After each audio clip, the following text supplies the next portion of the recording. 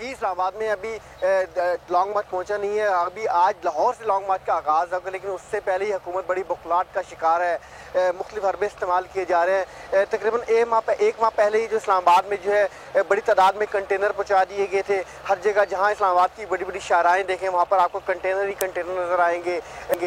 Main चौक जो है वहाँ पर कंटेनर नज़र आएंगे। रेड जोन को काफ़ी अरसे से सील किया गया है। आप मेरे अक्का में भी देख सकते हैं कि कंटेनर के ऊपर कंटेनर रख के जो है एक आंधी दीवार बना दी गई है। इसके अंदर मिट्टी भरी गई है, जबकि कंक्रीट भरी गई है और आगे तारे लगा के, और एफसी की बड़ी तादाद जो है इस्लामाबाद में जगह जगह नज़र आ रही है। तो इस्लामाबाद के शहरी दूसरी तरफ परेशान भी नज़र आ रहे हैं, क्योंकि इतनी बड़ी तादाद में जो एफसी और इस्लामाबाद पुलिस के एहलकार देख के वो इस तरह लग रहा है कि कोई जंग नहीं हो रही।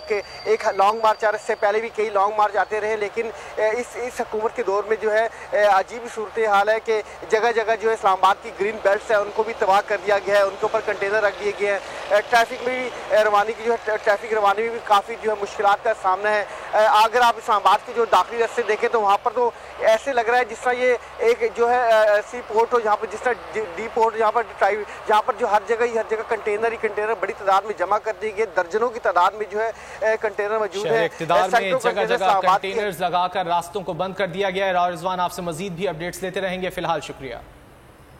इस्लामाबाद अवाम का है। इस्लामाबाद